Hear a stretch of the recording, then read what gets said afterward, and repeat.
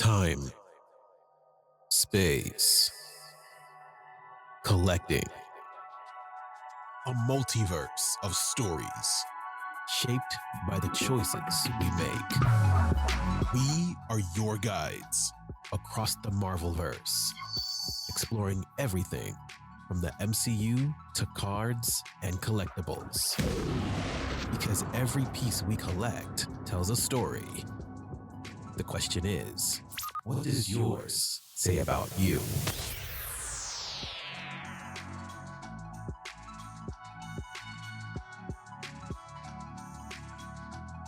Yo, yo, yo! What is up, everybody? Welcome into Across the Marvelverse, episode number 7. So glad that you all are here with us today. It is Sunday, August 31st, and I am very, very excited that my good friend Raj decided to come on the show today. Raj, welcome in. Thanks. Well, glad to be here. Yeah, man, I'm super pumped. Today's episode is a continuation on the series we started a few weeks back, which is basically setting the foundation for collecting, talking about all the different ways that you can collect Marvel. And we started that off with cards because that's where I got started with Marvel and really just collecting in general. And we started that with just a basic overview of just all the different types of cards that are out there. And then we went into last week's episode with Matt Fuller, where we really dove deeper into sketch cards. So this week, we're diving into comic cuts. And it's something that some people really don't like, some people love. I personally love them. And Raj, I think you're a pretty big fan of comic cuts as well. Yeah, definitely. So I I'm love me some cuts. Yeah, dude, they're great. They're great. And if you don't know what a comic cut is, this is the episode for you. And if you know what a comic cut is and you're hardcore into them, this is still the episode for you because we're going to be talking about a lot of different ways that we collect, and hopefully maybe that'll give you some ideas on how to collect as well, and vice versa. If you're listening to this and you have really anything, any specific way that you collect, I love to hear it because I'm all about learning and improving my own collection as well. But hey, before we get going, just a reminder, if you can please, wherever you're listening to us, leave us a rating and review. It really helps our show grow, whether you're listening on Apple Podcasts, Spotify, if you're on YouTube, if you can drop a thumbs up, any support you can give, that is extra helpful. Also, if you are listening to this on like the internet on a web browser, just as a FYI, it's on all the apps. Wherever you listen, whatever you have on your phone, we're there. So definitely I would encourage you to use whatever you're most comfortable with. But before we dive into all of that fun stuff we just talked about, as always, we're going to hit some news. So let's just jump right into it. The Watchers Report. Okay, so I got some feedback that people wanted to see more on the screen for people on YouTube rather than, I guess they're getting tired of looking at my face. So I'm going to try my best and see if I can set up some good screen shares today when we get to some different parts of the news with visuals. We'll try. Okay. It's a first attempt. And if you're an audio listener, well, you get nothing. But That's what the comments are for, right? That's Feedback. right. That's right. So Watchers Report, hitting some Marvel news. MCU. This is fun. There wasn't a lot of news, but there's something came out that it was confirmed Jackie Chan's stunt team is working on the fight scenes for Spider-Man Brand New Day. So I was like, well, that's awesome. All right.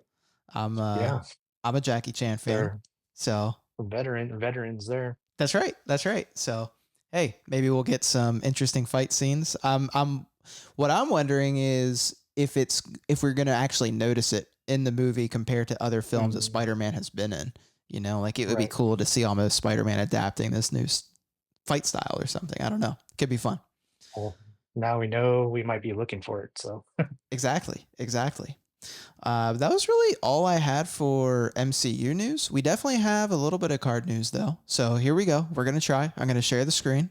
Let's see if it works. Okay. Hopefully it's working. But first news, I don't know how new or not this is, but we do have confirmation that there is going to be a secret lair drop for Spider-Man. It is not out yet. I have not heard of a release date for it yet, of when you'll need to be on the site to get it.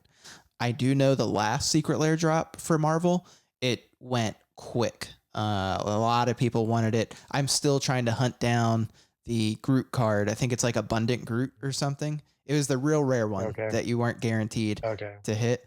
I have all the other Groots. I love the Groots from the last Secret Lair set. I just need that last one. So this should be fun. Just be quick, be ready. This is one of those online drops where you got to be on the website and deal with it crashing and breaking and burning. So I would be on that site very early. Make sure you already have your account and you're logged in. I also know that last time some people had some workarounds where I think if you went in to try to buy something else, I think it might have been, they were like circumventing lines to get through, but it's a free for all, man. So do whatever you need to. Yeah. Best of luck to everybody. Just Yeah. don't get your hopes too high, because if you miss, it's okay. No. A lot of us are going to miss.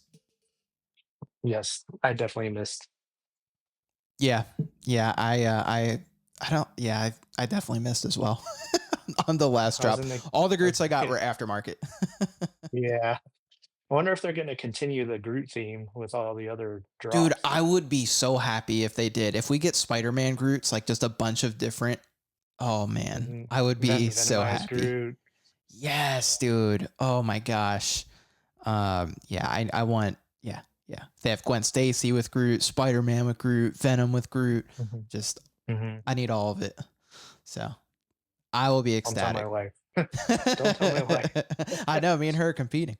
But yeah, if you go to secretlair.wizards.com that you see on the screen here, I just did this myself. You can put your email in and it will give you notifications on when the drop's going to happen and all the different details. But again, I would just encourage you to at least make an account. I would make sure you have a payment method set up. That way, when it drops, I mean, I'm telling you, you got to be there the second it goes live and just rush through as fast as you can to try and pick up those cards. Other than that, there was PAX West, which is more of a video gaming inspired convention. They dropped some new things going on with Magic. I think a lot of the art they talked about had already been revealed. There might have been some new, but if you're on Instagram, Wizards_Magic that you can see on the screen here, they have been posting all the updates and things for the set. So I just figured, hey, we would go through a few of them. They've got a card here, pictures of Spider-Man. It doesn't do much for me, to be honest, but it's neat. It's a cool idea. They have this really cool Spider-Gwen art that's just fantastic. They also showed off the Spider-Man cards that are, I believe, double-sided. So you get one on the front and the back. Oh, wow. Pretty slick. The art director also came on the convention and spoke for a little bit. So that was pretty cool. She talked a little bit about how they chose the different types of artwork for the set and just kind of the different ideas that they bounced around as they were going through it. If you're listening right now, they're just showing through the different Spider-Mans they used on this special card. But the one they did, the bombastic bag Spider-Man or whatever he's called, No. where he's got the bag on his head and the Fantastic Four thing, and he's in his bare feet. It's a pretty good one. It's a pretty good one. They also focus on some of the villains. So they talked about the Sinister Six. You can see they did some Venom and Eddie Brock. They have a card that shows the Sinister Six. We've got Mysterio, Sandman, Doc Ock, all of them on the same card. And then they have a card for each of them individually. I know one thing they talked a lot about too, if you're into the actual game of Magic the Gathering, they tried to stay on theme for the card effects and what those characters in Marvel do and what their powers are. So like Mysterio, he creates these illusion tokens. Okay. And they had talked a lot about how the characters, they kind of wrote the cards themselves, which is kind of neat to think about how well it translated just straight into Magic the Gathering, which isn't really surprising, but you got a really nice Kraven the Hunter art by Greg Staples. That art is fantastic. But like he has a trample ability, so that's pretty cool. And he also, it looks like he gets a boost when creatures that a player controlled die. So it's just very on theme, very thematic. They've got Norman Osborn and Green Goblin, some nice art there. And another Green Goblin with his mask off, like flying through an explosion. That looks really nice. I don't know if I'm going to mess up this name. The artist, I believe, is Chris Ron. They got Spider Rex. So if you want Hmm. the dinosaur Spider-Man guy, you can get him. Spider-Man India. They talked a lot about City Pigeon. I will say, weirdly, the art looks really nice for just some pigeons and a hot dog on Yeah, on a card. perspective is really good. I know. It is. It is. It's by David Zabo, maybe Szabo. Really nice art, and I know from the dev side they were really talking about how important this card would be. So that's fun. They showed off some full arts, which again I think some of these were showcased before. I think this is Spider-Man 50, the art from that book. But Path to Exile, you get a full art card there. You get just some iconic artwork from John Romita Sr., where they use Doc Ock, where you see Spider-Man in his glasses. But just some really iconic images of Spider-Man, the Todd McFarlane that everybody knows. Yeah. So it's kind of interesting. They used original art. They also used comic art. They did a lot of different things with this set. They showed off the Soul Stone again, which we're all excited about. But yeah, if you want to see these for yourself, you can go on the Wizards Magic Instagram page. They've got a lot of stuff up there. I'll say also the Magic the Gathering subreddit is also a really good resource to find all of those coming. Last week, Matt and I also talked about how we thought there would be one Infinity Stone per set. That is confirmed too. They talked about that in PAX West. So if you think about it, that means we're at least getting 6 sets of Marvel Hmm. from Magic the Gathering. So that's pretty exciting. Any guesses for what the sets will be? No idea.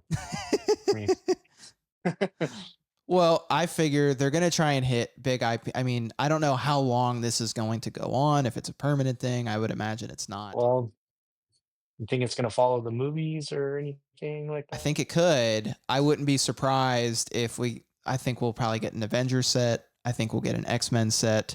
Um, we've got Spider-Man Or here. Yeah, we might get Secret Wars themed. I wonder, like you said though, maybe I wonder if they'll plan the 6th set around Doomsday, and it'll just be a straight Doomsday inspired set. Mhm. Could be It's kind of possible. cool. Could be cool. That's only like smart marketing there. Yeah. Yeah. Exactly. Exactly. Okay, I'm gonna stop screen sharing. So hopefully that was better. I was telling, I think Graydon the other day, I try to improve every week. I try and pick one thing and improve on it. So there you go. There's my improvement in Yeah. this week's show. I didn't prepare any of the comic news to be shared on the screen to show pictures. So that'll be Mhm. next week's improvement. But just some comic releases that are fun. You've got the final part of Bring on the Bad Guys, Mephisto #1 dropped. So I believe there were 7 parts to that comic series, and each villain, they got like their issue. They called it issue #1, but it was really part whatever of 7. So Mephisto 1, I believe that's part 7 of 7, if I remember correctly. So if you're into that series, I'd imagine that's a good one to grab. Doomed 2099 #1 dropped. So if you're a Doctor Doom fan, I'd imagine that's a must grab. Miles Morales Spider-Man #37. This is a first appearance book for the characters White Cat and Inari. So 2 new characters being introduced to the Spidey universe in that book. Thor Any number, relation to Black Cat? I don't know. I have no idea. You have to read the comic. Yeah. Go pick it up. But yeah, I kind of had a similar thought. So that would be interesting if there is. We've got Thor #1, and actually the storyline's real interesting for this one. It's him rebirthed as a human. So Thor no longer a god of thunder. He's just a human. So his own human comic book series. Kind of cool. Kind of cool. And then lastly, I just threw in Ultimate Spider-Man #20. The Ultimate series. I honestly haven't read it, but I've heard a lot of good stuff about this Ultimate series that's been going on. I know I need to pick up one of them because it was Scarlet Witch focused, but they've been introducing kind of major characters in each issue as it goes on. I personally don't know a lot about the Ultimate Universe, but I keep hearing more and more buzz about it. So as I'm getting more intrigued, I might have to start picking those up too. That's it for comic news that I had, at least. For gaming news, it's a little quiet other than Marvel Snap. So Marvel Snap, they just released a few events that are going to be going on over the next couple months. We've got Deadpool Diner coming back from September 18th to the 25th. It's just a fun game mode where you can just basically play games. You gain points and you can get rewards. They have High Voltage is coming back from October 2nd through the 6th. And then, of course, we're entering September. That means a new season. And this season is called The Visions of the Future. So it's a vision-based season. And the first card is Viv Vision. So Viv Vision officially enters Marvel Snap, which is super fun. I think Viv Vision is a very underrated character. And I'm hoping they do more with her, maybe even bring her into the MCU with Vision Quest or one of the upcoming series. I think that would be really fun. Oh, and then the last thing I will say about Marvel Snap, last month I talked about how I was not happy because they released this super premium version of the season pass. Basically means pay us more money because we're putting more things behind a paywall. That is here to stay. So, and I know they have been doing super premium for a while. Specifically what I mean is they're putting new cards with super premium. So now they're saying, hey, if you only pay us $10, you only get one of the two new cards. But if you want both the new cards, you have to pay us even more money. And I'm like, oh, it's just, man, I don't know. I'm really not a fan of that. I've supported the game since day zero. But I will say it's definitely driven my motivation to play down between this as a money grab and also them still just doing nothing for organized play. Golden Gauntlet, I had gotten excited about it. Then I found out what the prizing was. It's a joke again. I really wish they would do more to just support the community and drive organized play and give back a little more. Like lock things other than new cards behind paywalls. That would be really nice. But I plead the fifth. Yeah. I don't support that. Yeah, I don't know. They are, and I will say, as much crap as I just gave them, the one good thing I do like that they're doing is they are now doing thematic packs where you can get cheaper packs to get a new card based on a theme. So like if you really like destroy decks, I think maybe right now or just a little while ago, they did the destroy pack theme. So you know one of your new cards is going to be destroy. I think that's great because you get the cards for cheaper and you're getting cards for decks that you actually like to play. So that's great. That's one step forward. The problem is they took that one step forward while also taking like 3 steps back. So, but hey, I'll give them credit where they should. But that's all the news I had. Is there anything else you wanted to talk about or mention, Raj, about Marvel news? I finally watched Thunderbolts. You did. Okay. All right. Because it came out on Disney Plus. Yes, it did. It did. That's good news to mention. What'd you think? I enjoyed it. I really did. I thought it was fun. I thought Thunderbolts, I don't know what my official rankings are going to be, but it may be a top 10 MCU film for me. I thought it was that good. Definitely a good setup movie. Yeah. Yeah, and I love the approach that they took with mental health and the way that they did it. They didn't do it like and I felt at least in like a cliche or corny way. I thought Sentry they did a fantastic job with. Lots of very memorable moments, like with Florence Pugh, who did a fantastic job when she's talking to her father, Red Guardian. I mean, I don't know. I feel like they just nailed that one on the head. So sucks it didn't do better in the box office. I think it should have, but I just don't think people were very attached to Thunderbolts. I don't think that's very appealing to the masses. I don't even think many people knew what that meant. I think if they went with the new Avengers, I think people would have came in and watched it. But I wonder if they were a little scared to do the new Avengers and not really have any Avengers in the movie that people are used to seeing as Avengers. I don't know.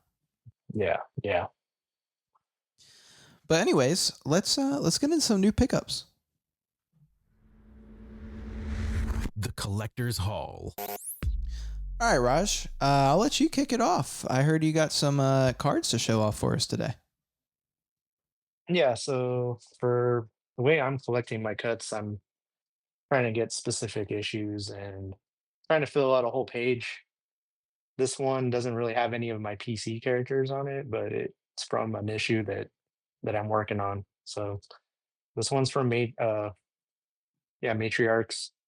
Clear Ultra Matriarchs, and it's from Excalibur. Oh, that's nice. the Sword of Dawn, or yeah, And for our the audio sword listeners, can you is say, drawn. yeah, I was going to say for our audio listeners, can you just explain who's on the cut? What's going on? I haven't even done the research. I think it's Phoenix, to be honest. It's a younger version of Phoenix. I don't know. Put it in the comments if you know. I'm not Yeah, please familiar with do. this issue very much, but I just know it's a Psylocke centric issue, and Okay. I collect Psylocke. So, And that's, yeah, okay. Very cool. but Very cool. I just got it in the mail. I just opened it, so I will dive into it later And that's and really read it. cool. That's like, and I'm sure we'll get into this more later, so I won't say too much. But one cool thing about comic cuts is it can work both ways, right? Like we can get comic cuts of comics that we've read and really enjoy. But then I've Mhm. also done the same thing where I've gotten cuts I really didn't know much about. I just thought it was interesting or I knew it was tied into my character. And then when I get that cut, it then makes me want to go read that comic and learn about it. So that's Mhm. pretty cool. Yeah, and then I also got this one. It's from Uncanny X-Men Oh, very 124. cool. This issue, Arcade kidnaps the women of X-Men to draw in the X-Men so he can try to take them out. He got a hit put on them Huh, that's by by awesome. um by Black Palm Cassidy, and this one caught my attention because in the word bubble it says Betsy, which is Psylocke's first name, Betsy Braddock, and she's one of the parachutes coming down. Yeah, that is such a cool cut. So if you're So man, yeah, if you are listening, I always talk about how I prefer audio, but this would be a good part to pop on YouTube. That's a really nice cut. It's like all these parachutes coming down. It's you get the whole scene of that panel. It's yeah, really neat. yeah. They're like gift wrapped little That's dope. presents. That's dope. I Yeah, like that a lot. that's how anal I am, I guess, about my cuts because I can find obscure little images like that. Hey man, it's cool. I love it. I'm here for it. Psylocke's not easy to find cuts on, so you No. gotta find them where you can. Yeah, I can imagine. I can imagine. Well, those are That's all those I are got. yeah, those are good pickups, man. Those are good. I've got some to share as well. So I'm gonna start it off. I've been really hyping up this Kakawao Marvel Rivals set because I'm really enjoying it. And we were just talking before the show started. It sounds like you're enjoying it as well. Yeah, just dabbled in it a little bit, just to one break, just for fun. So I want to show some of the cards that I picked up from it. Um, and just so you can see the different types of cards there are for Marvel Rivals that you can collect. Um, I know on last week's episode I said I had done one and it went really bad and I wasn't doing anymore. That was a lie. Mm. I did more. I did a lot more. I went into, and I got to give a shout out to, I think it's Ace Cool Cards on Whatnot. Really just great guy. He ran an excellent break, very, very fair prices, worked with everybody.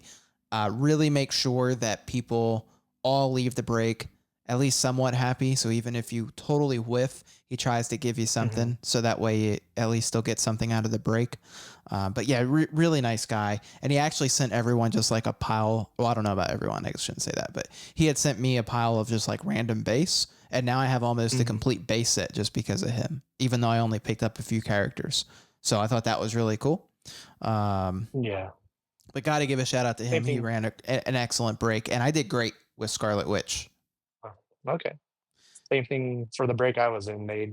They sorted handed the base out to everybody. You're Nice. guaranteed one of your base cards, and then the rest they Just random. dispersed. Yeah. Yeah. Yep. I think that's the way to do it. Honestly, I prefer it that way personally.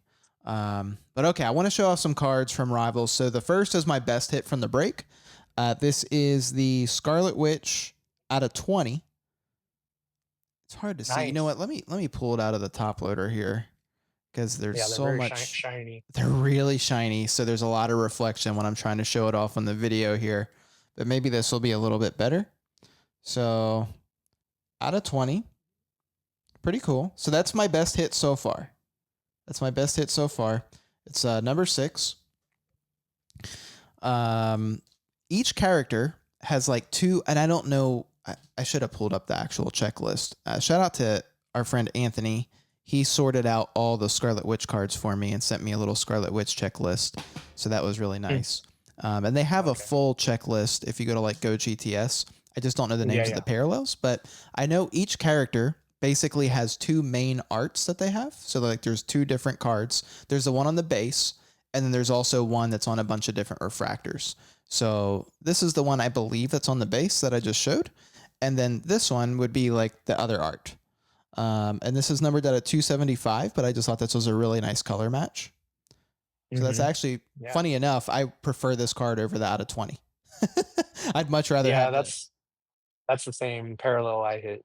Oh, is it? Okay, nice. Yeah, it looks really good. Really, really good. Yep. Outside of those, they have two other duelist cards. So they have a duelist card that is just the full card. It looks like this. So it's kind of, this would be like one of your inserts, I guess. And then they also have the duelist that are the die cut. So if you see how there's like a circular end, the card ends with that circle. Yeah. So I thought that was pretty cool. I did pick up Iron Fist in his break as well. I try whenever I do a whatnot break, which I do very rarely.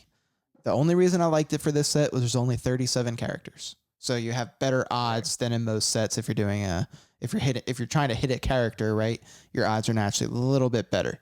So I thought, if there's a set to do it, I'll do it on that. So I picked up Iron Fist. I think I picked up a Mantis and a Black Panther spot. So those were the other characters I pulled some cards from. I will say I shouldn't have done it because the only hits I got were from Scarlet Witch. So I guess that was a lesson. Just stick with your character because it was just wasted money, but it was still fun. Yeah.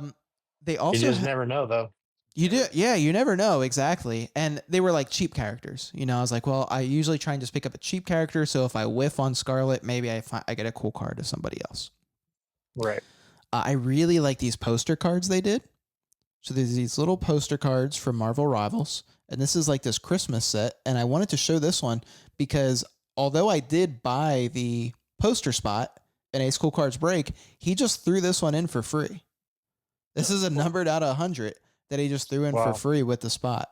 So I'm telling you, really good guy. And this was it has Jeff on it, and Jeff seems to be catching all the hype lately. So really happy to have that.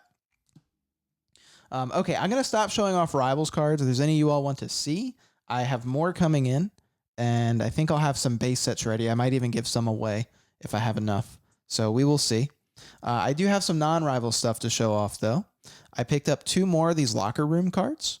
So I have this one, which is Scarlet Witch, Thor, and Quicksilver. I don't think I showed this one off last week. If I did, I'm sorry. But that one's pretty cool. And these locker room cards, they have real materials they use in the production of Age of Ultron. At least for this one, that's this movie. And this one's my new favorite. This is a solo Scarlet Witch, so much we'll have to take it out of the top loader so y'all can get a good look. But this is a solo Scarlet Witch. A little bit harder to find for me, at least, I've noticed. A little bit easier to find her with other people on there. So very excited to have that one and throw it in the binder. And then my last pickup, I had showed this off on Instagram Live. If you aren't following me, I'd love it if you could. I have an account for just the podcast called Across the Marvelverse, and then I showcase my personal collection right there, right down below at hermit.style, and I post stuff from my collection all the time. But I did pick up this sketch card. Oh, wow. It's beautiful. Yeah, I was very excited to have this. It's from the Women of Marvel set, and it's a sketch by Tess Fowler. I believe it's from 07. Yep, she's got the date on there, 07. But yeah, really, really nice artwork. I saw this pop up on eBay, and it was one of those ones you just snap by it, you know? But those were my big pickups. I also keep forgetting to mention this. It's not even a new pickup anymore, but if you haven't seen it, I did get the artwork from Scarlet Witch and Vision that I got from Bella. I did get it framed. I had made a post on my Instagram. If you haven't seen it, go check it out. I'm not going to go get it off the wall, but the framing came out perfect. Very, very happy with it. And one thing I did too, that I wanted to mention because I did get it framed at Michael's, and there's a lot of controversy about that. People are like, don't let Michael's touch your stuff. They're going to mess it up. They're going to tape it, whatever. One thing I did do was I left the artwork attached to the backing that Bella sent it in. So when they, So I helped them. exactly. So when they framed it, anything they use to adhere it or whatever or get it in there, it's only going to affect this backing that completely protects the Right. painting and the frame that it's in. So anyways, that was one thing I did to help make sure it just stayed proper. But always down to hear how people preserve their artwork and frame, display, whatever. I'm very new to it and learning. So if y'all are like, you're an idiot, don't do that, please tell me. Because I'd prefer not to be an idiot as often as I can. Yeah. Oh, I'm I'm sorry. gonna get some stuff framed. I'm gonna get some stuff framed next time I'm off. Ooh, I've got nice. You yeah, want to I've got share a or are you keeping couple it a of surprise? everybody kind of knows what I picked up over the last year, but I just haven't had the time to or the money to get Dude, it it's framed the expensive. way I want to. Yeah. Yeah. Yeah. I know. So I also have things just it's waiting to be framed. I have it's things time. waiting to be It's time graded. though. Dude, it's gonna look good. It's gonna Yeah, I look so can't. I'm sure. I'm sure. I'm excited. That'll be fun. You're Well, definitely gonna have to show everyone that. I showed off the Wolverine last time with Blake when he was on my show. So I revealed the Ben Brady Wolverine Yes. that I have. Phenomenal. Phenomenal. Um cool. All right. Well, hey, let's get to talking about you and your collector story as well as some comic cuts. We're gonna get into today's focus. Today's focus. Okay, so today's focus is split into two parts today.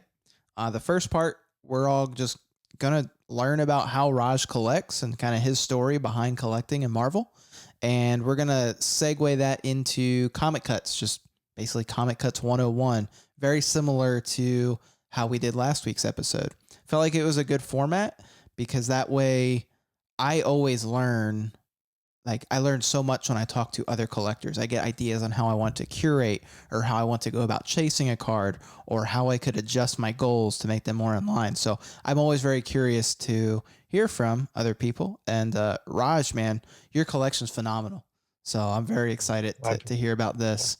I Um, appreciate it. yeah, man. Yeah. And you collect some big characters. So I definitely want to talk about that too and what it's like collecting those big characters. But let's just kick it off. Like, how did you just get into Marvel? What was kind of your introduction to Marvel as an IP?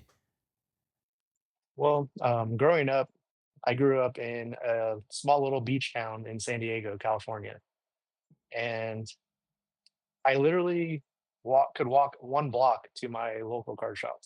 Wow. That's And awesome. so that's I first got into comics. I would just grab anything that I would see that I liked. I collected all sorts of characters back then. I wasn't focused on one specific character or anything. Um, got into like Infinity Gauntlet when it first came out. I Nice. picked up that run. Then the X-Men cartoon was on Saturdays. Started watching that. And then in the 90s, we started getting Marvel cards showing up in the comic book shop. And back then you could go in and buy single packs, for cheap. I could afford it, I was a latchkey kid. Latchkey kid. My mom was always working and I kind of just roamed around the streets going to the Buy comic Marvel book shop, cards, some right? With comics. buying yeah, there's resell it shops like collecting like antique stores and stuff on this same boulevard. And so yeah, we had our options back then as kids, and that's how I found my first card actually that drew me in was a hologram from 1990 Oh, Intel, and it was Silver Surfer of all really? cards. Yeah. Wow. Okay. So that was your But first card. back then, that was the chase for those sets. It was getting a hologram, and I was like, I saw it in the case, and I was like, I'm not gonna chase. I'm just gonna buy it, and it was like $12 or something. Like, That was That a was lot the of big money for chase. us. Yeah. Yeah, but yeah, maybe about a year and a half ago, 2 years ago, I actually gave that card to Fausto. Oh, that's awesome. That's so Yeah, I cool. still had it. I did pack pull Wolverine eventually Nice. hologram, so and I still have that card in my binder. Love it. Love it. That's so cool. So fast forward to now, Raj. What are the different ways that you like to enjoy Marvel? Like, do you still read the comics? Do you watch the movies? Do you collect different things, or you just focus on cards? Tell us a little bit. That's one of the big themes of this show is learning how we all interact with the IP. So I'd I like to hear how you do. feel like I'm going in a big circle um, with my collecting because I started with comics, got into cards. I stuck with cards for a while. Then I became a teenager, started driving cars and being a teenager, and forgot about cards. As an adult, I was like, well, let me get back into collecting something. Yeah. So I went looking for baseball cards, and then I found blasters of annual at the Walmart. And then I was like, "What? They still make Marvel cards? What the heck?" So then I went down Ah, the rabbit hole of finding Marvel cards, and then coming across Spidey Hits channel and Fausto and the guys doing their sales streams on YouTube. And man, it's just been crazy ever since then. So right now I'm focused on cards, but I okay. am getting back into comics too. Okay. Like collecting comics, reading both. Yeah, reading, collecting. I'm doing a lot of research, trying to find the bridge between the cards and the comics, and that's Love that. where comic cuts kind of come into that. But we'll get into that later. Yeah. Oh, that's cool. That's very cool.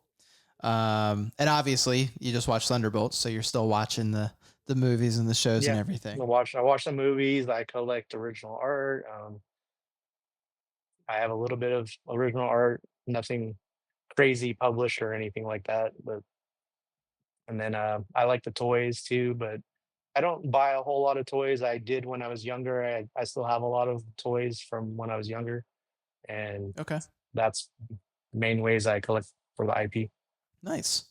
So, can you talk a little bit about how you collect and just kind of I know that you have some characters Well, specifically yeah, that you collect and different ways of going about it, so I just love to hear more of that.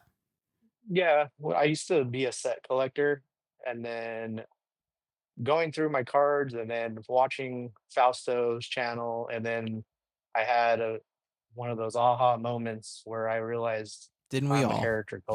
I'm a character collector.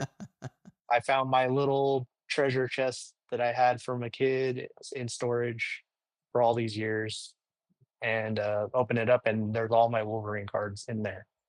Boom. So I was Done. already putting my Wolverine cards in a special place from all the other cards I collected. So then I was like, I'm a Wolverine collector. That's tough. That's a tough market to be in, sir. You Yeah, you picked it's one of the tough. most expensive characters, man. That is hard. Okay, so can you tell us a little bit about how you collect Wolverine? Like realistically, what are the things you do to acquire these cards? Because there's a lot of competition. I would argue he's like Yeah. one of the most competitive characters to get cards of. Yeah, you can't get caught up in the serial numbers, stuff like that. I think that's all like manufactured rarity to me. Hmm. I mean, I do have some low numbered cards, but that was Sure. picking those up in my early year of or years of collecting. I was going after that kind of stuff because that just seemed like, oh, I'm supposed to do that. But as I'm maturing and learning from everybody around me that I associate with, I'm going backwards. I have, foreign cards that people probably don't even know about. I go from the very beginning, first appearance cards, and I work my way towards the present time. That's how I collect. That's And I very go cool. year by year by year, and I'm probably 99% done from 1980 to 1996. Wow. That's a lot. That's a lot. Yeah. So when you are starting to hit some, because now you're hitting 96, I don't know that you're too deep into the crazy parallels yet, but I think you're starting to get there, where you're starting Yeah. to get more of the Mhm. serial numbered stuff, different parallels. Mhm. So I know you said now you're not focusing on the lower numbered stuff, at least not usually, unless you have an Yeah. opportunity for one maybe. But Right. what's your Yeah. methodology on how are you picking what to get? Is it just random? Are you just getting what you like? How are you kind of going about that? Lately it's been the foreign stuff because doing the research, you're finding that those cards actually are images from John Byrne from the Terabusi set from 1980, and they're associated with a certain comic book. Most of those images come out of two comics, and there's a few cards for that.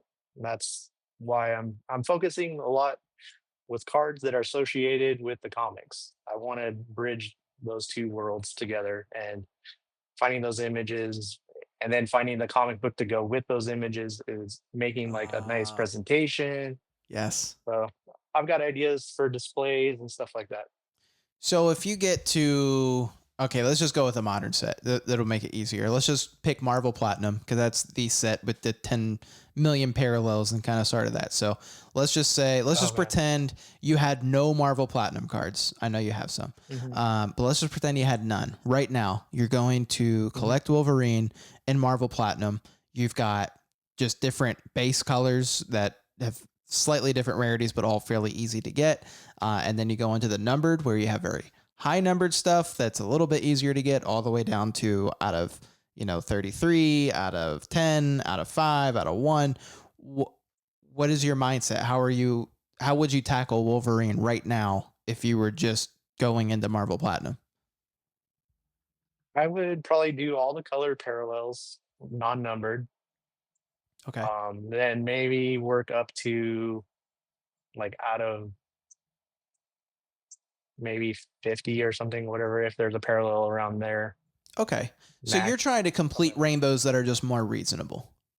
Yeah, definitely. Okay.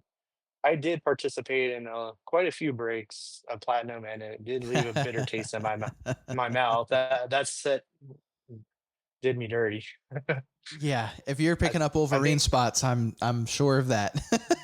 I think the lowest numbered card I have for that is the green cat crackle. I think Green so. Crackle. That's what Okay. out of I 35 or something. I think no, I think Green Crackle's 99. or 99. So Yeah. that's I still don't have anything under that. Wow. Wow. Man, that's tough. Multiple breaks Yeah, too. yeah. That is the risk of doing breaks though. That is the Mhm. risk. I went pretty hard chasing those. Oh man. I really wanted that cosmic. Oh my gosh. Oh my gosh. Mm. I think that's a Um, pretty reasonable bar to set too for that set I is the think cosmic. so. Yeah. I mean, cosmics are still hard though.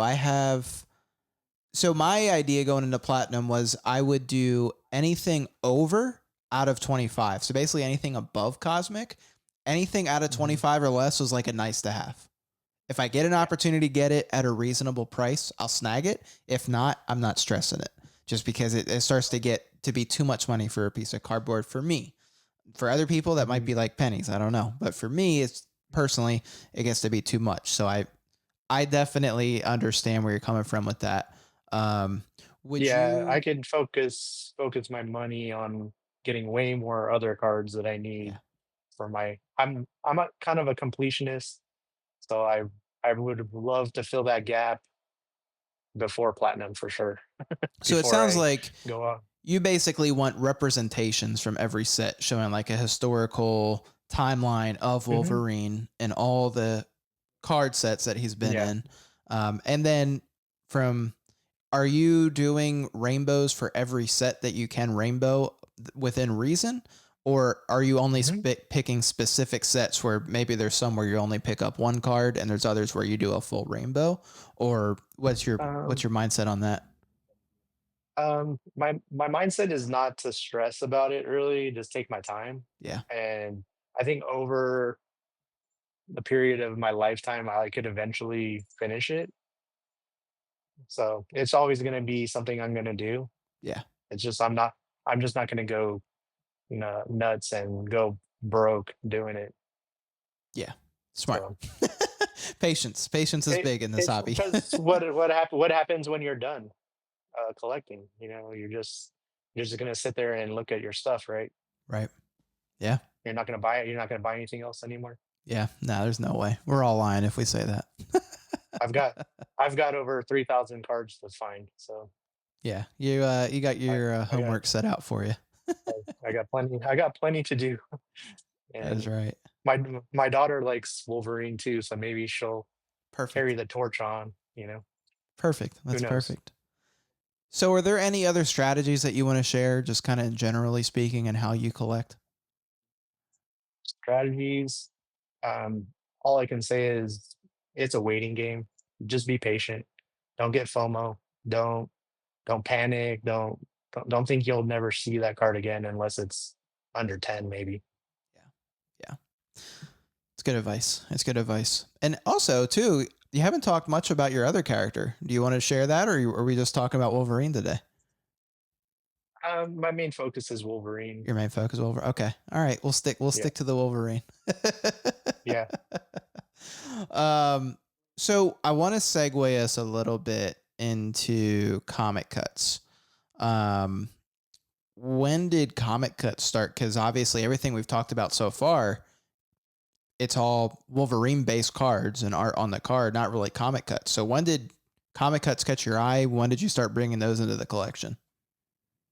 I mean, I've always kind of been on the hunt for them ever since, I guess, beginnings, but I didn't actually pick up a comic cut until I was doing a rainbow for Midnight Suns.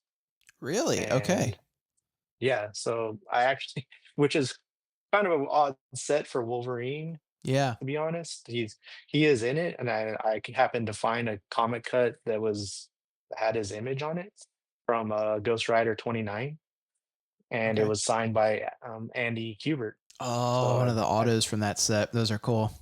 yeah, yeah, it popped up on eBay, and I just grabbed it. I didn't even hesitate.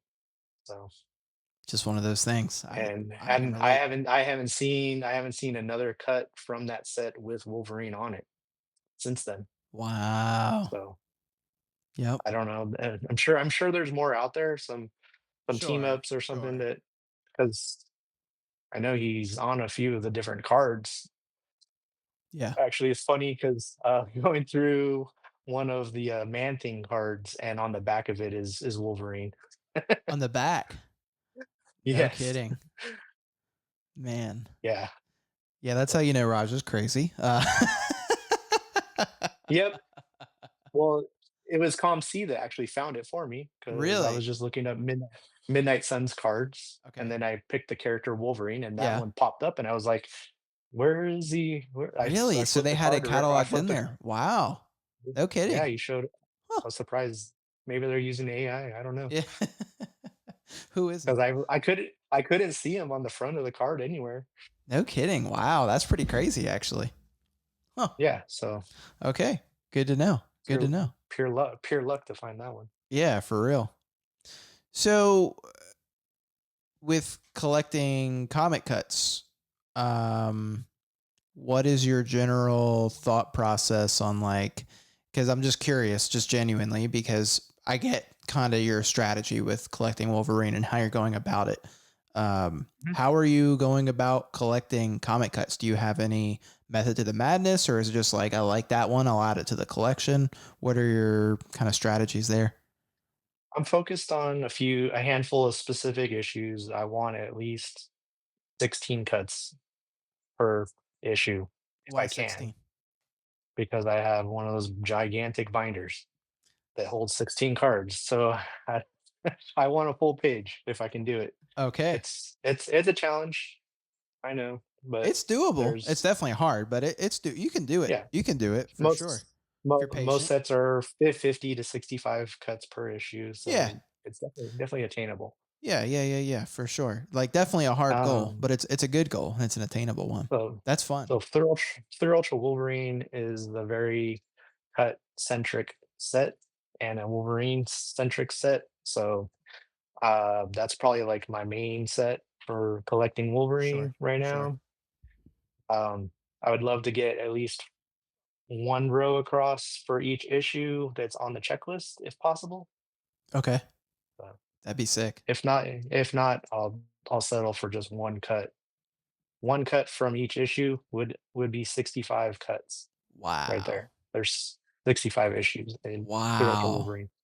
Dang, I did not know that. They went crazy on that set. Yeah, Jeez. yeah. So if you do the math, 4 cuts per issue, you're talking over 300 cuts. Yeah, that's not easy, especially with Yeah. Wolverine. If you're now, can they be any I cut from mean, the they don't issue? necessarily yeah, they don't have to Okay. have Wolverine in it. Okay. So All right. that That definitely that makes it helps the easier. pocketbook. Yeah, for sure. Yeah. For sure. Now, okay, I have a follow-up question though. So, like when I was talking to Fuller last week, he has this thing he does where he will occasionally cut 10% of his collection and it's just gone. He picks Mhm. 10%, he parts with it, it's over. So for you in the 16 cut rule, is that a hard rule? Like what happens if you find a 17th cut? Is that going to replace one and you No. sell one off, or are they all staying in the collection? The only way is if I can trade it for a better cut. Only if you can trade I'm it for a keeping better cut. everything. Keeping everything. Okay. I'm keep Yep, yep. You're I'll like, you will I'll pry I'll this make from an my cold, dead hands. it's a minimum of 16 Minimum. for a key Okay. issue. All right. Keyword there. Keyword there. Minimum. Okay. I like it. I don't want any spaces in my buying page. Well, before we talk too much more about comic cuts, because that's going to be the whole next part of this, I just wanted to ask for you, how does that compare to collecting other types of cards in your collection, like all the different base and parallels? And I know you have some sketch cards in your collection as well. How does collecting comic cuts compare to that? I mean, they it comes from the origin source of the artwork to me. So they're like little time capsules Yeah. from the comics, and they're in a card form. So that's really cool to me. I personally love sketch cards. I really love on card autos. Um, I think everybody's kind of getting sucked into this comic cut hype right now, maybe a little bit. So that kind of goes back to the way I collect. So I might start focusing my energy somewhere else once I feel like there's too much heat on this area. But I'll definitely have my feelers out for the right opportunities. So that's another way to collect. You gotta be able to move and roll with the punches, because all of a sudden you're gonna get caught up in another trend, you know?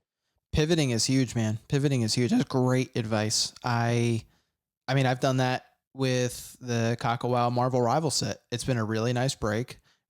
Weirdly, though, it has been picking up almost too much heat for my liking for a Kakawao set. But Mhm. some of the prices are starting to surprise me that some of the cards are hitting.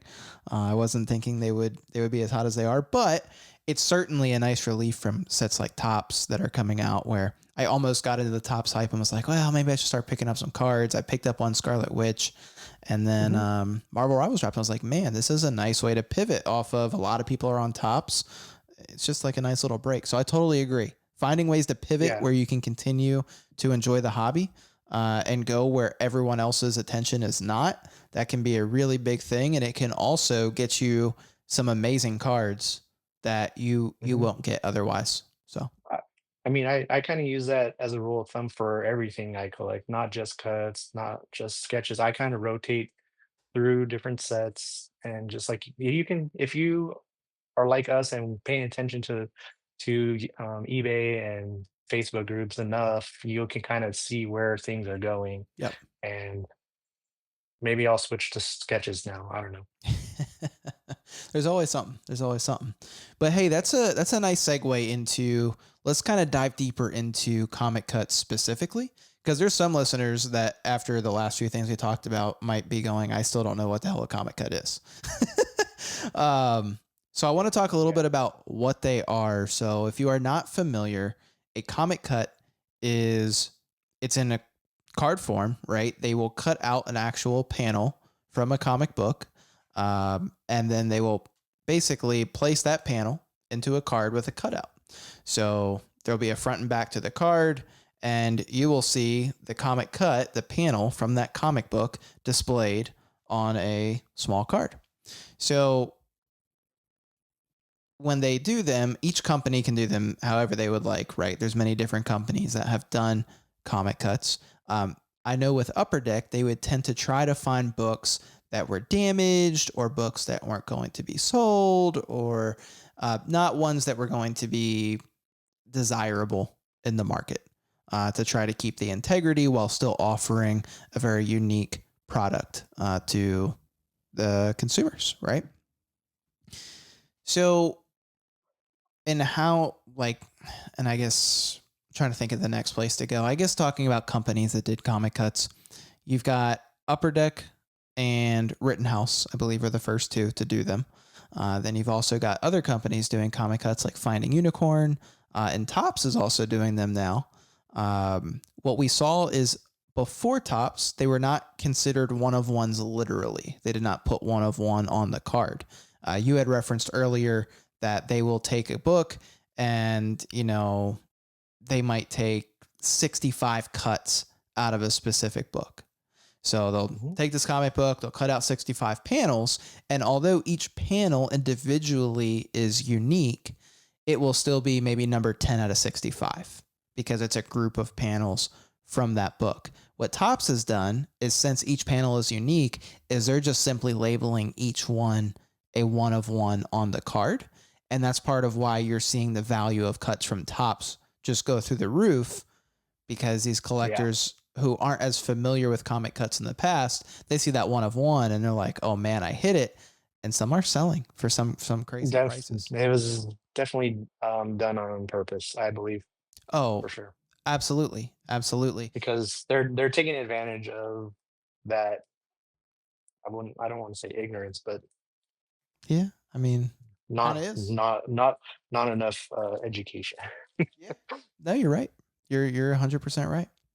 So that being said, one thing that is cool about comic cuts, and I hate that I'm saying this, is in a way they kind of are all one of ones, because they are literally, that is the panel they chose from that book. So even if they, you know, and if an Upper Deck set picked 65 different little square cutouts from a comic book, they're all different.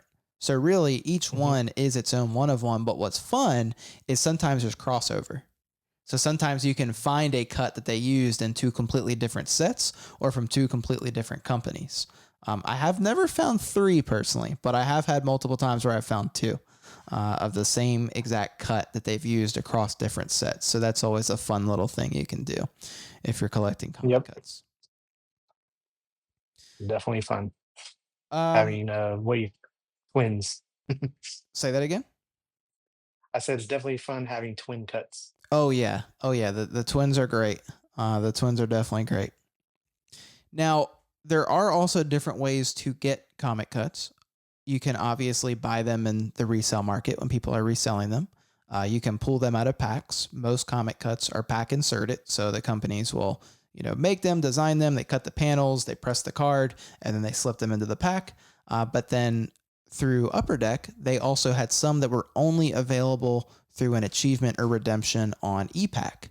And a lot of them, they did the full cover cuts where if you got that redemption, you would basically get, how many is it? Is it 16? It's 16, right? Hence the reason why I got the binder I have. Bingo. So it would be 16 cuts, and all cuts will go together like a puzzle to literally show the cover of the book. So, and how they made it, they would literally take off the front page of the book, cut that up into 16 squares, place them into the card, and then the cards themselves display the cover. And you have some of those, don't you? I do. I have two. They're incredible. That is on my bucket list of things to get one day. But man, they can go for a pretty penny. Yeah. I definitely got a good deal on mine. Yeah, they're the ones you have are excellent. Excellent. Okay, and then just different sets. I just wanted to talk about a few, some comic cuts that I enjoy, and then I'd like to hear some that you enjoy as well. Me personally, I will get a comic cut from any set. I don't really care what the border is, but there's certainly some I prefer. And what I mean by this, if you're listening, is different comic cuts, the border around the panel itself on the card usually is different with each set. There'll be a different just look or style to it. Some have a bigger window where you can see more of the panel from the comic. Some will have a smaller window where you can see less. I tend to prefer the ones where you can see more of the cut itself. That's just my preference. I also tend to like the ones that are more rectangular. I feel like it's just more visually appealing when it's a rectangular card that you're looking at. But some that I like, apparently this is not a common opinion. I really like Avengers Metal comic cuts. I thought they did a great job with them. I think they look good. I don't have any. Really? Oh man, we gotta get you one, dude. We gotta get you one. But yeah. Well, I lie. I do have one for Vision. Okay. There you go. Okay. All right. So, good. But it's not in my Wolverine binder, obviously. Yeah. I forgot it. I forgot I was collecting Vision at one point. Yeah, you forget there's characters other than Wolverine. It's okay. I do the same thing. But I really like Avengers Metal. I also really like the Silver Age cuts from Rittenhouse. I think it's like the Rittenhouse archive cuts. Those look really nice because they're very plain, so it gives a lot of attention to the cut itself. I will say one thing they also have in common, Avengers Metal and the Rittenhouse ones, is they're very thin. They did a nice job keeping them very thin, whereas some cuts from some sets like Matriarchs, they're very thick. They're very thick. Yeah, so they're it's just a little bit too big. yeah, exactly. I wish they were a little bit thinner just because it makes them hard to get into the binders. Even if it's a top loader binder, there's some top loaders that still won't fit in there. So it makes it kind of difficult to store them. The Fleer Ultra Wolverine are thick, but they're definitely thinner than the Matriarchs. Yeah. Just by hair. Mm-hmm. But those are a couple of my favorites. What are a couple of your favorite sets that did comic cuts? I do like the way the Matriarchs look, especially for a female set. That pink border looks really good with all the those images on there. Yeah. Fleer Ultra Wolverine, of course, I'm partial to that set. Yeah. And I've got a lot of those, mostly those. So Okay. a good portion of my collection. The X-Men metal is thinner also. Yep. So they fit in the 35 point. I really enjoy that one. They're easy to move around. Beginnings has a good border, I think. I love the Beginnings one. Yeah. And I think they're at a 65 on their cuts. Yeah, I think you're right. Yeah, those are all great sets. And I mean, it was kind of a given. I figured you were going to say Fleer Ultra Wolverine. That's one of your favorite ones. It would have to be. I would be concerned if it wasn't. Yeah, I think, it hits all the right things for me. It's got the claw marks on the side. They're not like overly dramatic. It's a nice touch. It's a neutral color. Yes. Okay. Thank you for saying that. That is another reason why I like the two that I referenced, because the Rittenhouse ones are just white and the Avengers Metal ones, I know there's like gray and blue, but they're still very like dull kind of colors where they're not drawing away. One thing, and I love some of the cuts in Fleer Ultra Avengers, I think it is, but it's the one with like the green, right? That's the one with the green. It's Fleer Ultra Avengers. Am I right? Yeah. Okay. Yeah, you're right. God, the green it's just so vibrant. I bought one box of that set and I pulled an out of 10 cut. Whoa, really? So you pulled one of the autos? Yeah, I don't remember which issue it was, but I gifted that one to Donnie. Wow, for that Iron Man. what a gift. Man, see, Raj, man, Raj's such a good dude. Raj is such a good dude. Dude, that's a huge pull. That's awesome.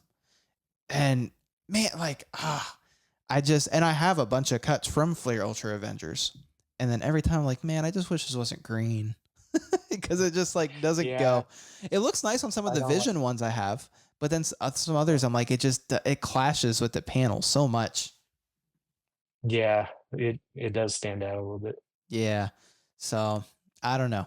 That's why, but I really like that you bring that up though, is like the color when they're more dull or just kind of not clashing with the card. Just a plain color. It's very nice. Yeah, you want the focus on the panel itself. Exactly. Exactly. So and that's a good point. Let's talk about why they matter in collections for those listeners that maybe they're thinking about collecting comic cuts or don't know why they want to collect comic cuts. Like why are comic cuts important in your collection personally? Well, I guess you kind of Well, said it was a lot of it was from the I kind of origin, right? said, Yeah. yeah, yeah. I mean, the first appearance cards for Wolverine, there's one solo card and then five cards that have dual characters. Okay. So I found, I think, at least four out of the six cards come from comics, the images, the artwork. So I did the research, I dug, and I went through every Uncanny X-Men with that colored suit until I could find those images. And I was like, I found the books. And Wow.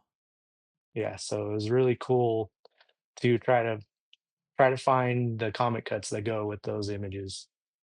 See that, but see that's beautiful. That's exactly what we're looking for. You can those these comic cuts can elevate your collection because you're Mhm. able to find the original comic book art on just a normal card and Yeah. then you find the There's gonna issue be how many thousands of first appearance cards that were printed probably. exactly. And then there's only one comic cut.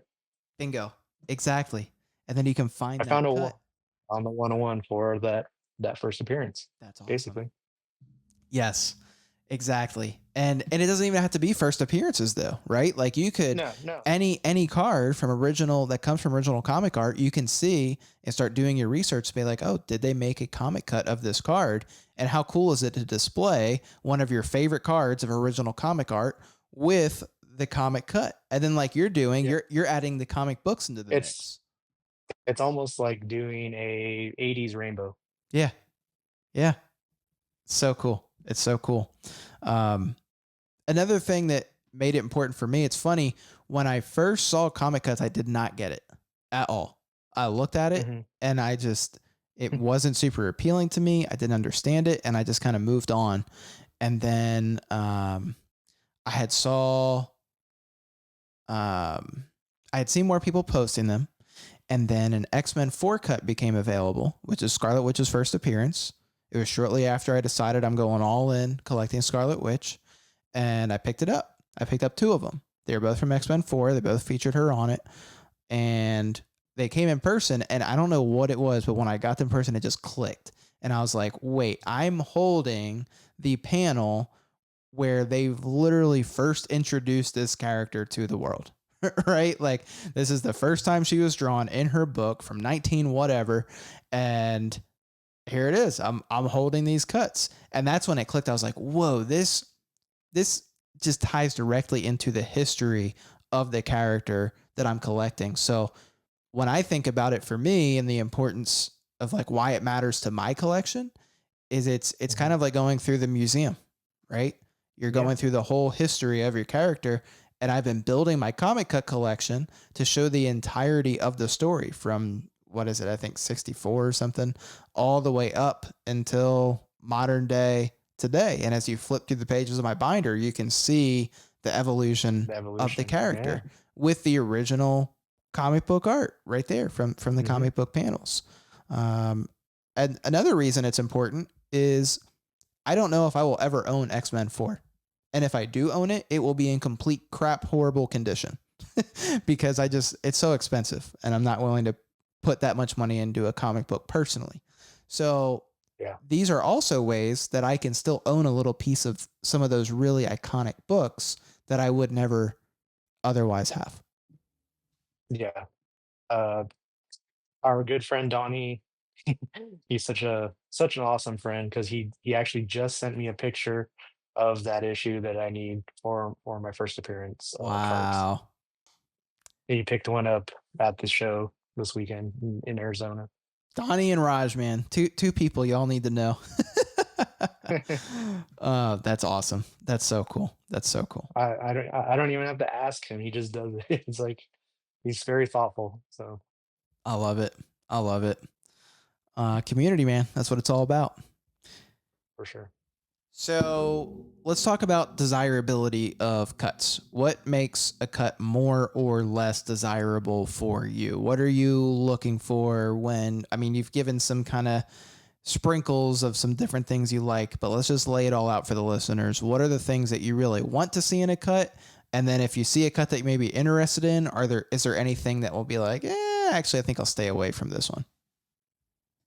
Um, Mainly, go for the meat. You want your character in the forefront of the cut, Yeah.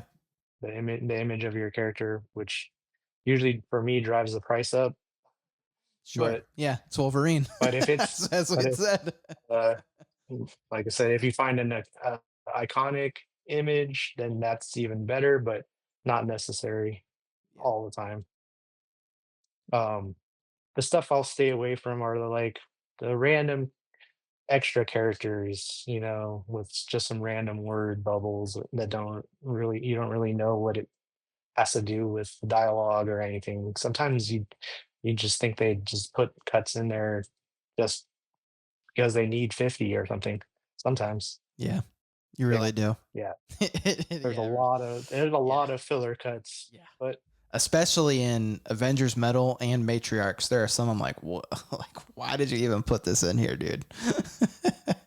yeah, I made the mistake of leaving those for last, even though they probably were the cheaper ones, but I went for the more expensive ones slowly for the issue that I was chasing, and then by the time I got to go find those other obscure cuts to fill the page, they were gone.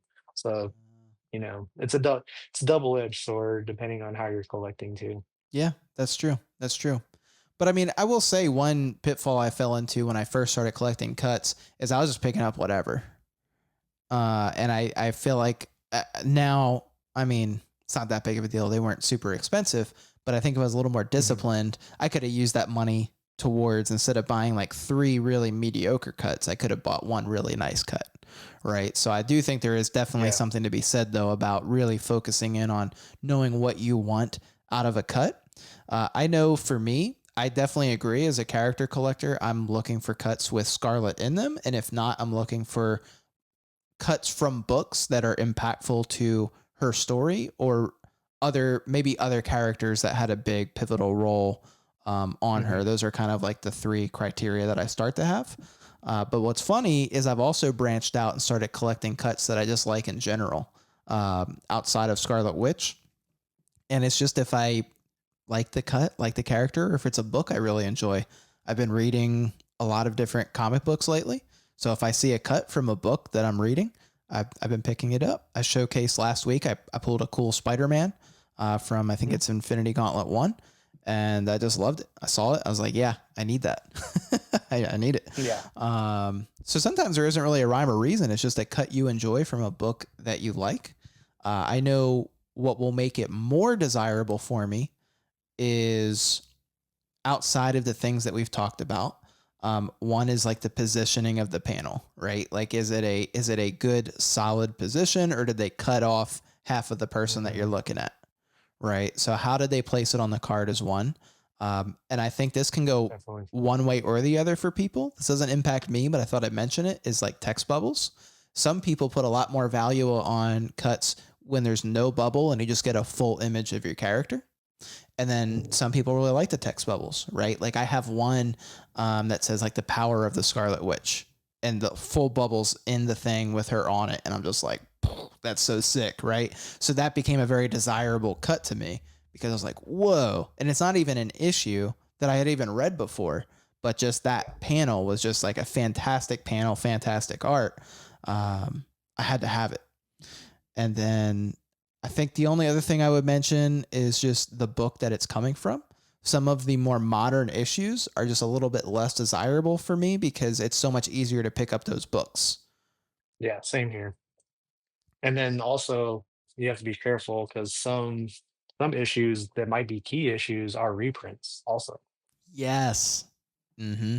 And like Hulk 340 or Fleer Ultra Wolverine is a reprint. You can tell by how bright the paper is, Yep. and an older comic wouldn't be that bright That's a very and that good point. smooth. That's a very good point. And And that's tough to people figure are out asked because it's not going to be, people yeah, and people are asking, original print prices for those cuts too. you got to do your homework.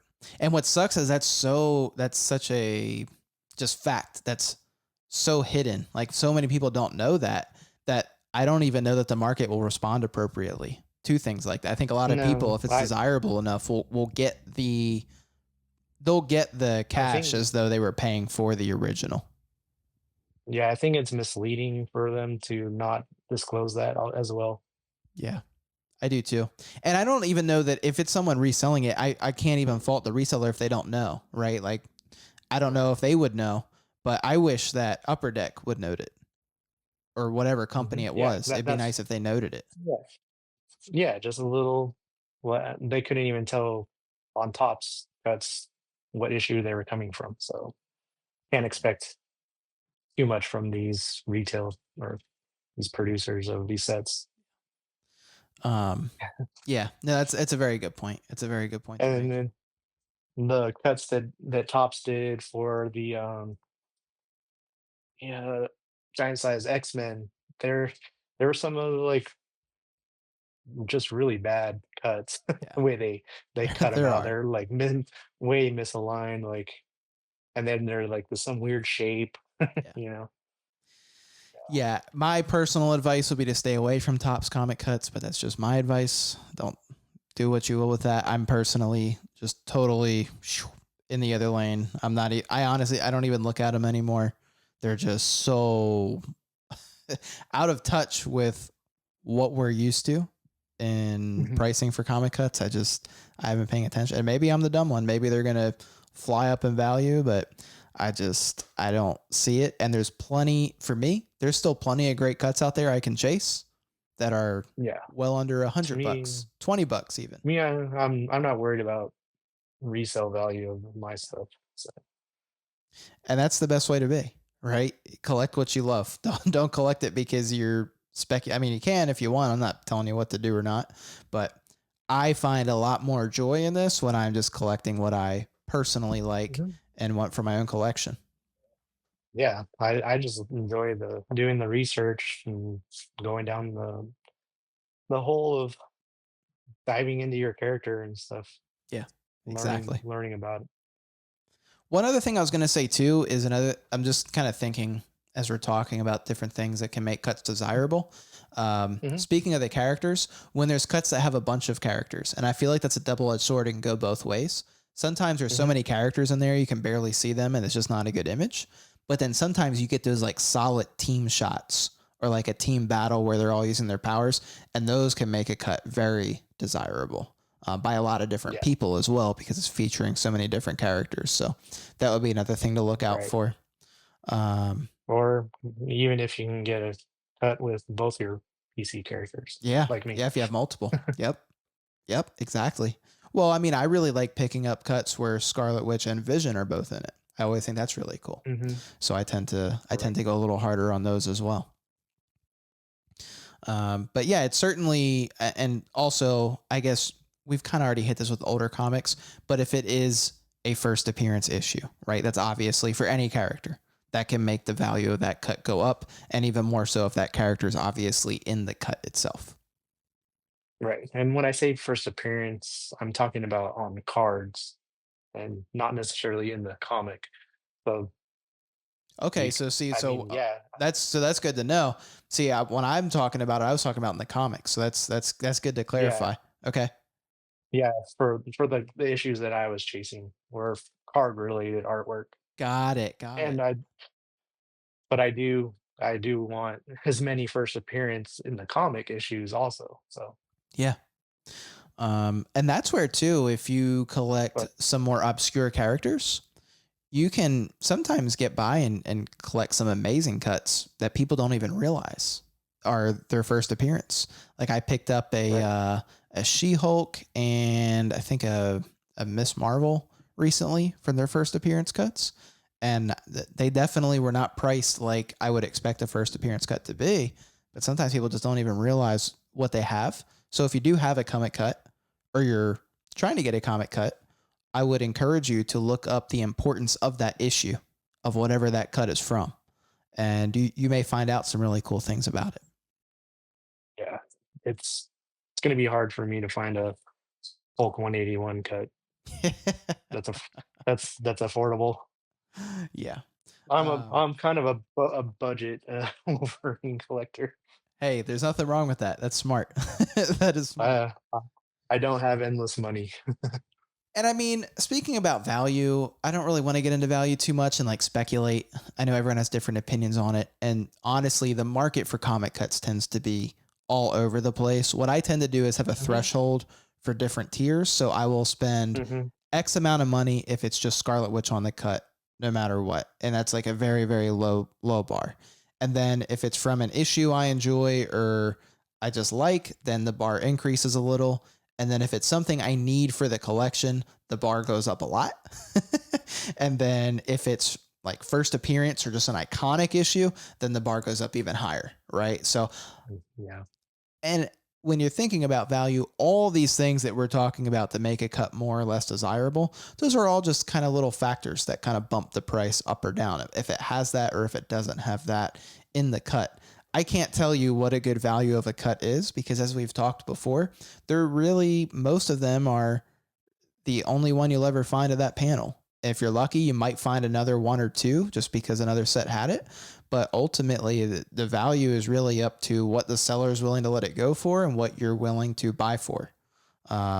We've picked up cuts for Yep. very cheap, and I've also paid a lot of money for some cuts. So Yeah. it really is a market where it's just how much do you really want it and where is the seller willing to sell it at? I think we call that dollar price averaging or cost averaging Yeah. over time. Right. So like, yeah. So we're hoping we're like somewhere in the middle eventually. Yeah. And you can use sites like 130 Point, and you can use the Facebook groups. And I would definitely look and see where cuts are selling for. Just know that Mhm, they can vary a lot, even from the same issue, right? Like I paid mhm, mhm. 6 times more for an X-Men 4 cut with Scarlet Witch on it compared to one that I paid without her on it.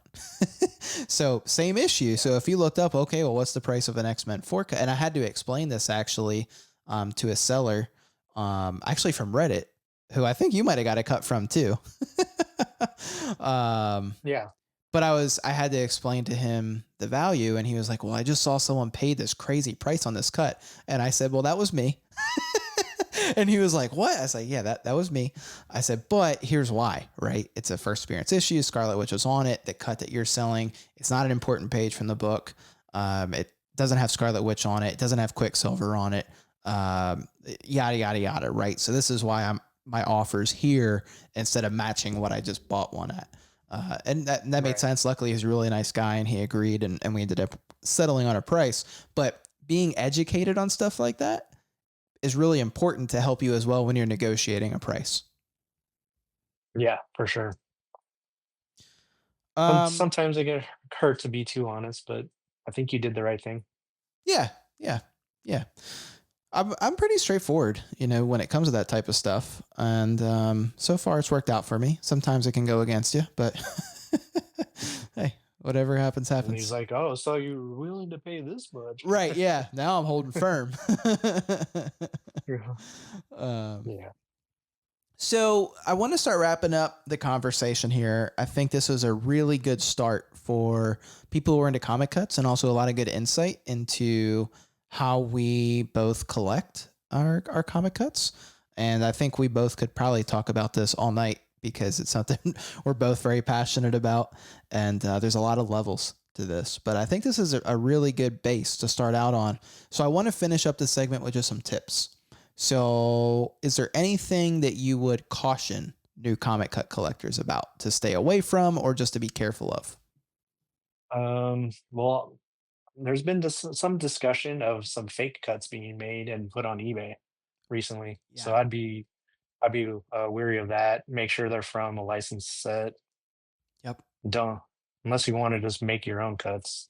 And ask the community about that too. If you don't know, because sometimes it's really hard to spot fakes, especially if you're newer. Just like you can hmm reach out to me, Raj, really anyone. Most people in the community are very friendly and happy to help. If it says Marvel and DC on the back of the card at the same time, it usually is Yeah. a red flag. Yeah, I would say so. I would say so. Um, And you can't find it on a checklist or anything. yeah. Yeah. So there's plenty of resources, plenty of people to talk to about this kind of stuff. That's a great tip though. That's a great tip. I would just watch out for some of the hype prices that we're seeing due to tops. I know we've mentioned it a few times. Just be extra careful. I just don't want to see anyone overpay and lose and then get that sour taste and be like, I'm done with it, right? Because that happens. Yeah. So just be careful. hmm And that's another thing too. If you don't know about a price, I know this is scary. This gets into scary territory because you don't know if you're going to ask someone who also wants to cut, right?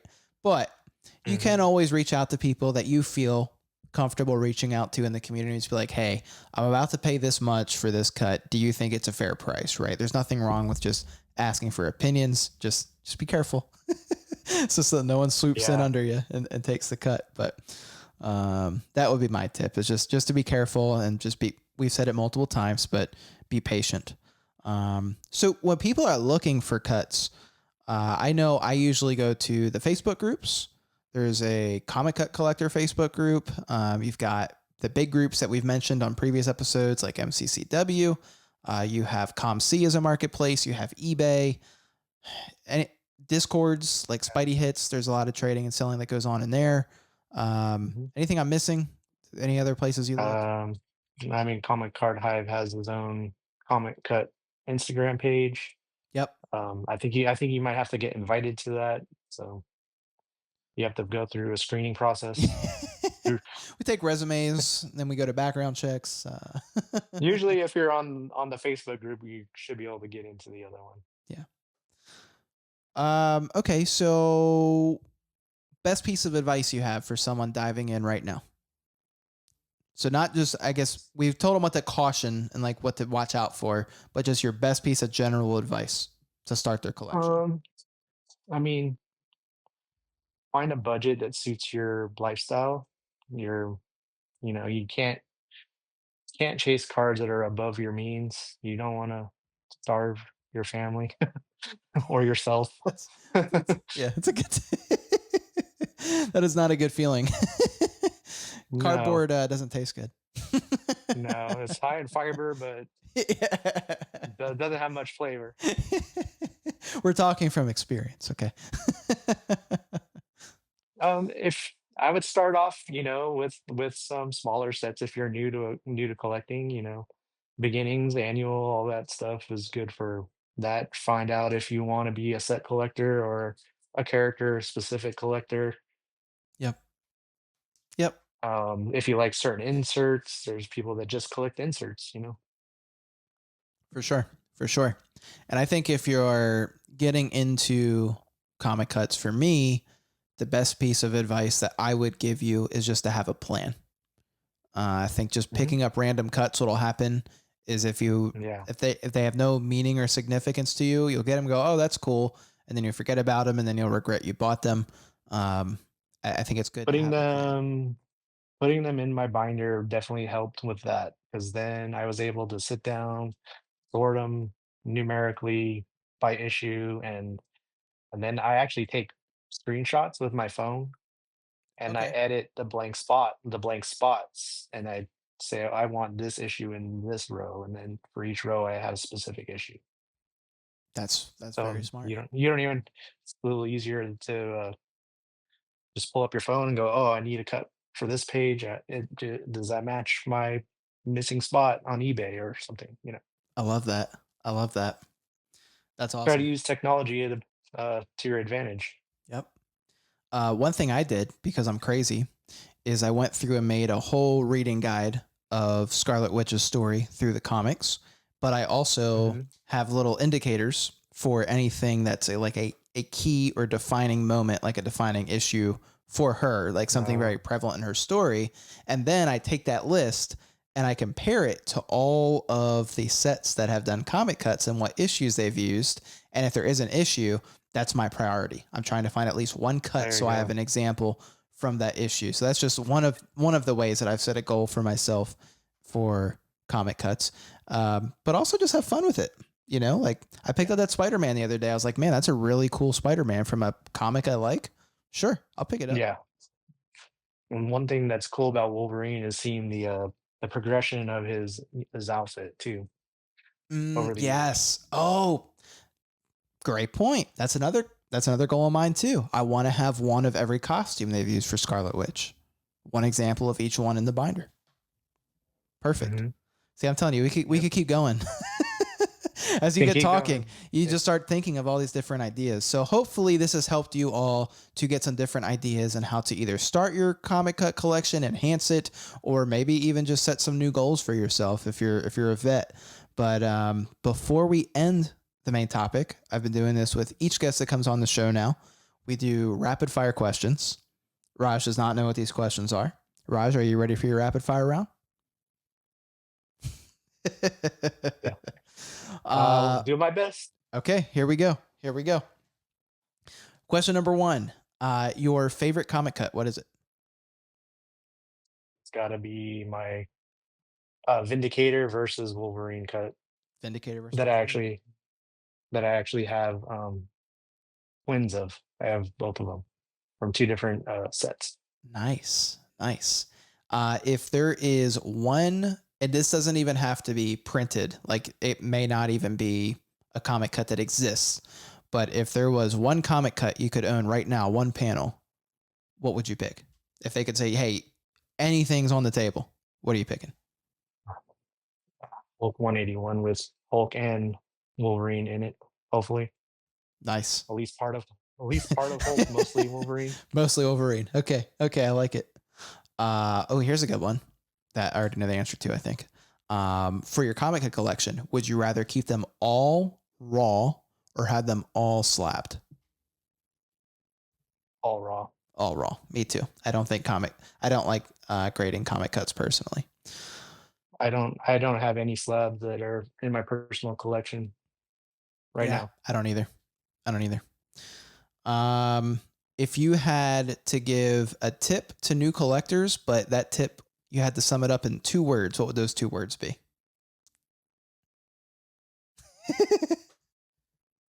That's a tough one. I know.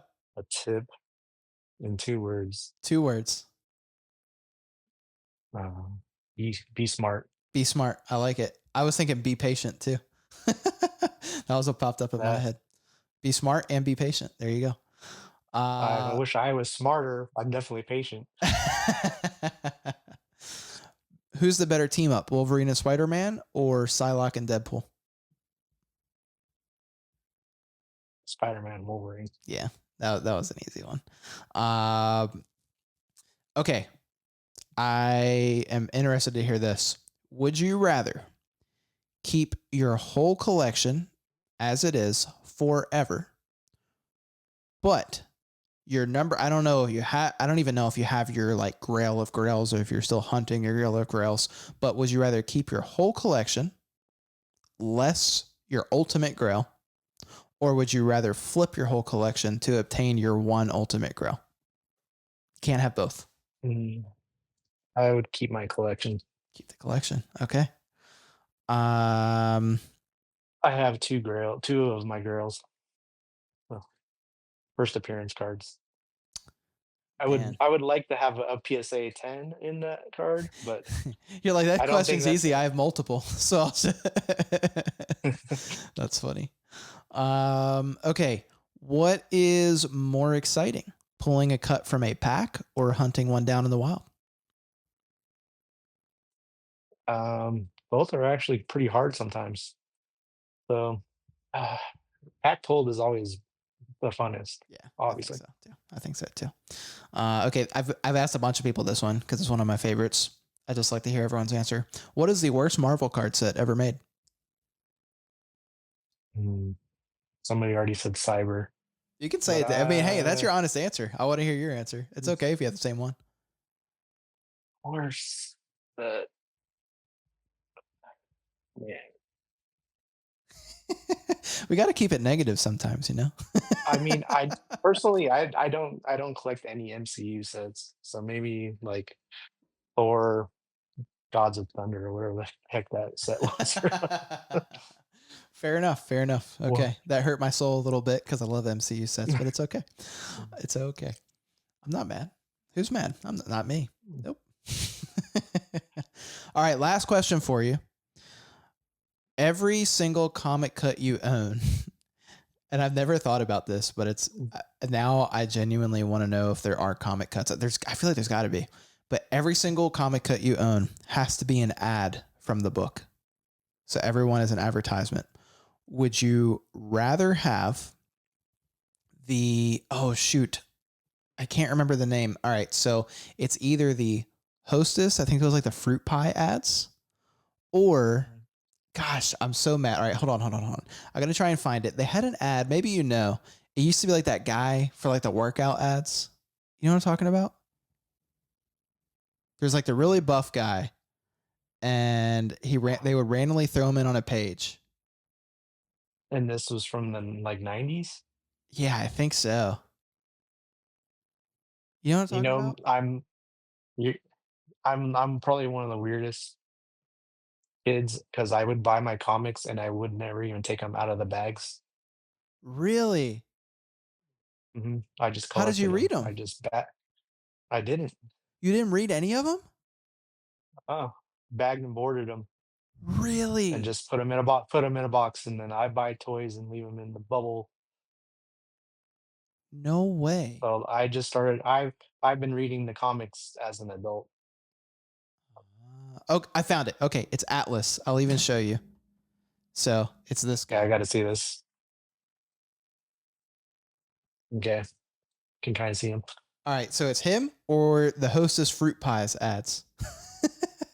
And all my comic cuts have to look like that. Yeah, they're either all from workout ads or all Hostess ads. What are you picking? I guess a Hostess because it's Hostess. actually like maybe a marketable product. Okay, there we go. There we go.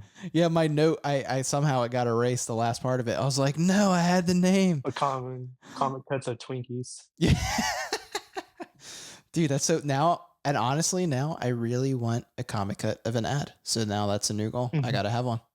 I gotta have one. I did see one actually. Really? Okay. We're gonna Yeah, have to talk there was after this. there. I think it was Nightcrawler, but or no, it was Sunspot, and he was like on the back of the cover. Really? Okay. All right. We're gonna have to talk after this for sure. Okay. Well, you survived, sir. That was the end of rapid fire round. Nice job. And we wrap up every episode of this. We're gonna go on to Lumpkin's letters and do some listener questions. Lumpkin's letters. All right. So our first question today comes from Strange Collectibles, our buddy Steve. And he said, You see, yeah, great guy. Great guy. He said, are your cut collection goals just guidelines? Or in other words, do you keep chasing after you hit it?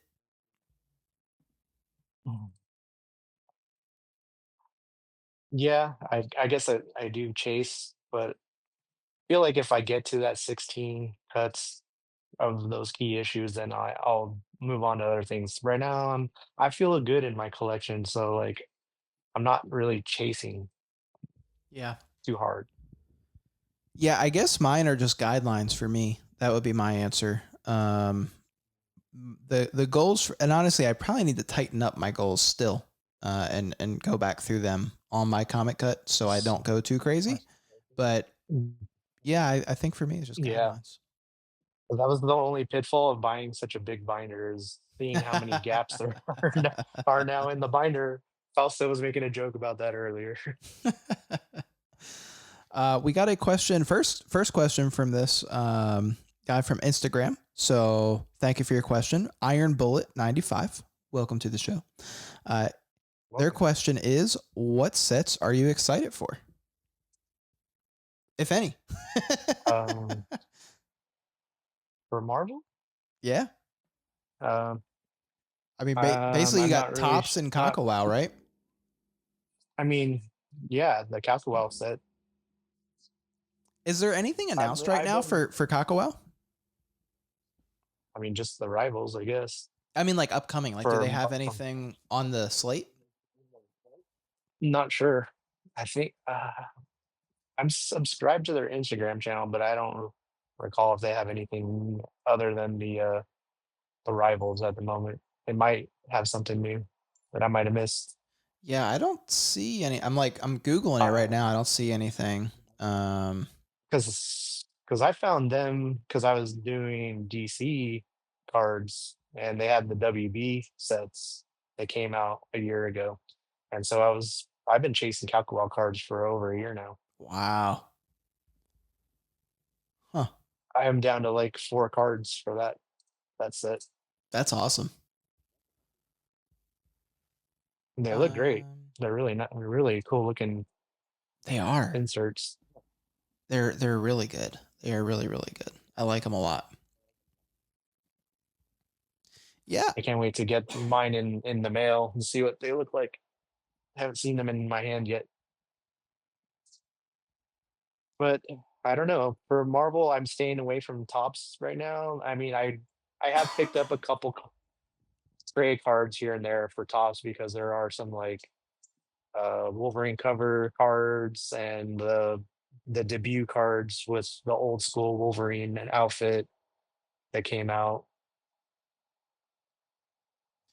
Yeah, I'm personally not excited for any top sets. I know there is actually. I might follow this set a little bit. There is a Disney set coming out. I know it's not Marvel, but there is a Disney set coming out. Did it already come out? I think it's in September. Yeah, September 1st. They Mm. have 2025 Phantom Disney trading cards from Kakawao. I don't know. I might. I like Disney. I might pick up a couple. But yeah, I think for me, my answer would just be I'm excited for whatever Kakawao Marvel set comes out next. That would probably Yeah, be the my hard best part is answer. that this is an overseas set, right? So Yep. it's a little difficult to get over here, but Yeah. you have to rely on the foreign breakers to find stuff on eBay. Yeah. Yeah. Yeah. So I don't know if that's a good answer or not, but that would be my answer. Our last question comes from our buddy William, Spirit of the Cards. And this question is for you, Raj. He said, "What is your favorite Wolverine card of all time?" And he said, "Hi." My favorite has got to be his first appearance card. It's such a unique And what looking card is card. It's that? What set actually is that from? it's Like which one? 1980 Marvel Terrabusi. They call it the Spanish version, but it just has the advertisement on the back for the chocolate. Okay. That's actually the first print, 1980. The blank backs are actually reprints of that set. Gotcha. Okay. Okay. Yeah, and I know you're really into the Terrabusi. You got some cool stuff. You actually sent me some, which is And very nice of you. come to find out that I couldn't find that image anywhere in a comic. And I met somebody from Argentina, and he actually told me it's an original art. Really interesting. Okay. That yes, That's so crazy. an You artist wouldn't in expect that long art. ago they were doing you would have I wouldn't know. Yeah, I would have expected it would have just been from a comic book. yeah. It. I mean, he basically just kind of mimicked John Byrne's style Yeah. and just kind of did his own kind of background with those 80s colors, Yeah. late 70s colors. Very cool. Very cool. Okay. Well, there we go. Hey, Raj, thank you so much for coming on today. This was a great episode. I think everyone learned a lot. I learned a lot from you today. So hopefully the listeners did as well. Where can people go to find you and follow you? Wolverine underscore claws out on Instagram and YouTube. Very good. So, guys, please go check out Raj. Follow, subscribe, all that good stuff. He has some great content out there and some amazing cars to go look at. Raj, any last words before we wrap up the show today? Just thank you for having me on as a guest and as a friend. Appreciate you, and keep on doing what you're doing. Awesome, man. Well, I appreciate you very much and very thankful to have you as a friend as well. Listeners, if you've made it this far, thank you so much. If you did, actually, you know what? If you did make it this far, drop a comment on YouTube or Spotify if you're on Spotify, because you can comment on Spotify now. That's really cool. Drop a comment. Let us know what your favorite Marvel card is. And that way I'll know if you made it all the way to the end. And who knows, maybe I'll even throw your name into the next giveaway. So, yeah, drop a comment. Let us know. Hit that thumbs up. Give the rating and review. Thank you all so much for hanging out, and we will see you next time. Bye, guys. Bye.